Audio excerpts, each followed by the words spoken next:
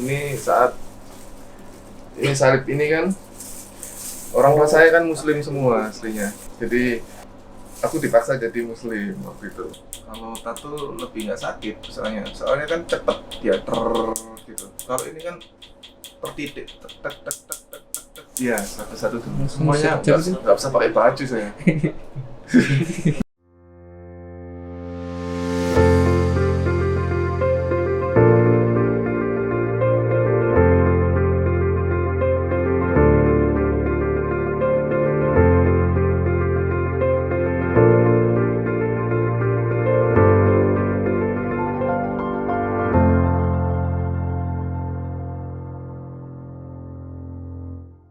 Bismillahirrahmanirrahim.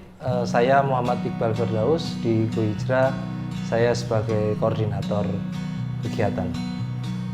Jadi Go Hijrah itu terbentuk tahun 2016, 5 Oktober 2016. Go Hijrah terbentuk. Awalnya kita ingin jadi perusahaan media tapi di dunia Islam, artinya media dakwah. Karena saya dulu basicnya juga wartawan, terus kemudian ada temen juga itu dari salah satu media besar juga di Surabaya. Jadi kita berlima itu mantan wartawan semua, punya kemampuan menulis. Akhirnya kita kepingin punya media sendiri yang bernafaskan Islam. Nah akhirnya kita bikin gohijrah.com. Kenapa kok pakai nama Go Hijrah? Karena Go itu terpengaruh sama pada waktu itu masih startup, yang Go sekarang yang ojek online itu. Nah itu masih startup, terus kemudian rame, akhirnya kita mengambil nama Go. Kemudian hijrah itu ya karena kita hijrah dari pekerjaan yang kita anggap waktu itu kurang mendekatkan dengan agama. Bukan pekerjaan haram, tapi menjauhkan kita dari agama. Karena pada waktu kita jadi wartawan itu memang beribadah itu agak susah, tepat waktu ya, beribadah tepat waktu untuk sholat dan sebagainya itu agak susah. Nah itu akhirnya kita mengambil nama Go Hijrah. Awalnya kita media, jadi kita menulis tentang cerita orang-orang hijrah, kemudian cerita tentang pengusaha-pengusaha muslim, itu bisa dilihat di websitenya kita, masih ada gohijrah.com. Nah cuman semakin ke depan, lama-lama kegiatan offline-nya lebih banyak daripada liputannya, karena ya sumber daya manusianya juga kurang. Akhirnya kita lebih banyak kepada kegiatan offline seperti kayak kajian atau kegiatan-kegiatan yang lain.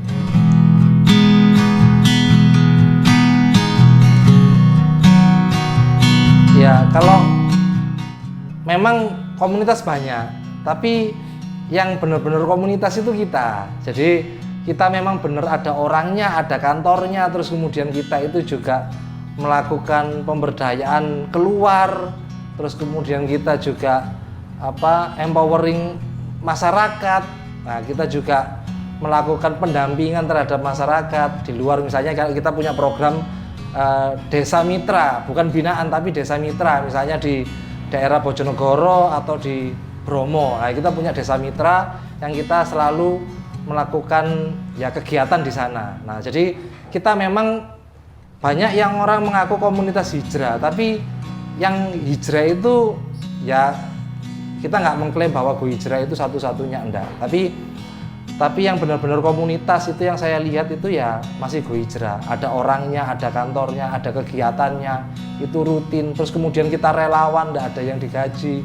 Nah itu basic dari komunitas itu kan itu sebenarnya. Jadi kebersamaan, kemudian orang-orang yang merasa senasib sepenanggungan. Nah jadi kita melihat masih Go Hijrah ini. Nah yang membedakan ya tentu saja di program itu, kalau kita programnya itu ada dan itu rutin, seperti kayak hapus tato, kemudian bersih-bersih masjid, terus kajian, terus belajar bahasa Arab sama belajar ngaji itu ada.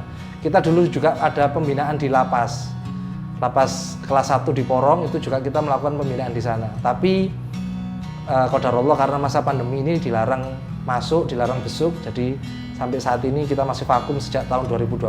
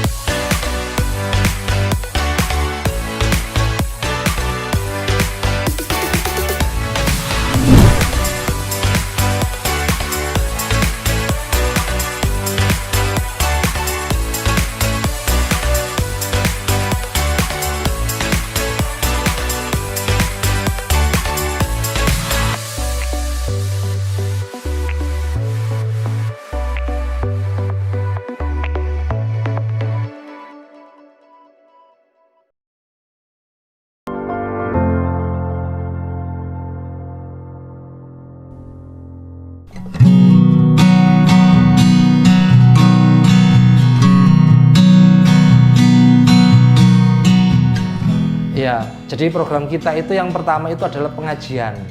Jadi ada kajian rutin di Go Hijrah itu setiap hari Selasa, Rabu, Kamis. Itu program utama. Kenapa? Karena orang-orang yang hijrah, orang-orang yang berubah dari buruk menjadi baik itu yang pertama itu adalah ilmu. Itu yang penting. Jadi ilmu tentang agama ini. Karena kalau kita berubah, misalnya dulu itu suka mabuk, terus kemudian sekarang saya tobat. Nah, tapi kalau tidak ada ilmunya, kemungkinan kembali ke masa lalu itu besar. Nah, itu. Jadi pertama itu kita kajian. Yang kedua, orang-orang hijrah itu biasanya latar belakangnya macam-macam. Biasanya ada tatunya. Nah, makanya kita menyasar program hapus tatu di Go Hijrah ini. Dan alhamdulillah kita pertama kali di Jawa Timur itu di Go Hijrah. Tahun 2017 kita sudah punya program hapus tatu. Itu pertama kali di Jawa Timur, itu insya Allah Go Hijrah yang menyelenggarakan itu. Kemudian setelah itu mungkin banyak program-program hapus tatu yang dilakukan oleh organisasi lainnya. Setelah hapus tatu kita punya program bersih-bersih masjid. Nah, salah satu kontribusi Go Hijrah kepada umat Islam itu kecil, tapi mudah-mudahan ini bermanfaat, itu yaitu membersihkan masjid. Karena memang beberapa masjid kita lihat mungkin karena orangnya kurang atau mungkin karena infaknya juga kurang, akhirnya masjid itu kurang kurang ramah, kurang dibersihkan dengan baik, terutama di area kamar mandi, area basah. Dan itu memang susah. Kalau tidak tahu ilmunya memang agak susah membersihkan area basah seperti WC atau kloset, itu memang agak susah. Terus kemudian kita ada program ngaji. Jadi ngaji Quran, kita belajar membaca Al-Quran. Kemudian kita ada program belajar bahasa Arab.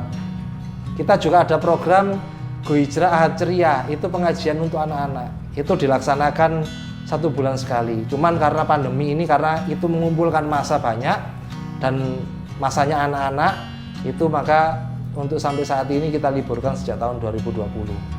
Nah, terus kemudian kita ada program barang bekas. Jadi Go Hijrah ini sampai saat ini alhamdulillah masih swadaya. Kita tidak melakukan open donasi atau donasi terbuka, kita tidak melakukan itu. Tapi sebagai gantinya orang-orang yang mempunyai barang bekas yang layak jual itu bisa disedekahkan di Go Hijrah, kemudian kita jual dan hasilnya kita gunakan untuk operasional usaha. Gitu.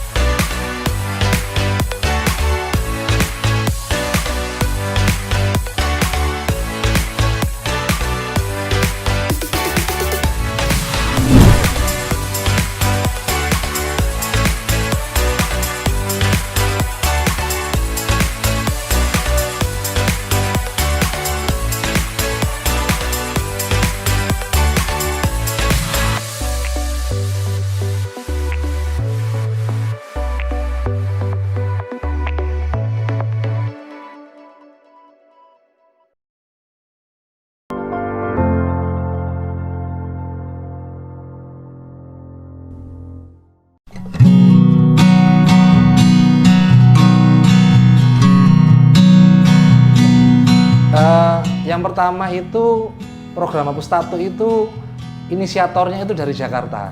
Ada namanya itu Gerak Bareng. Nah itu sebuah komunitas ya kayak Go Hijrah begini. Itu ada di Jakarta. Kemudian mereka berusaha untuk memperbesar networking, jaringan.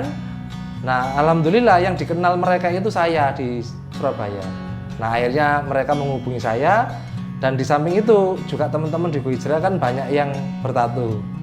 Nah, terus kemudian saya melihat peluang itu kok kayaknya bagus. Akhirnya kemudian saya ambil peluang itu dan saya menyelenggarakan Hapus Tato di Surabaya ini.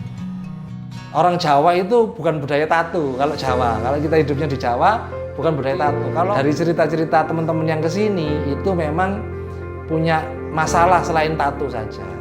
Gak ada kata eman kalau untuk hijrah ya. Kalau ngomong eman nanti pasti ada efeknya menyesal.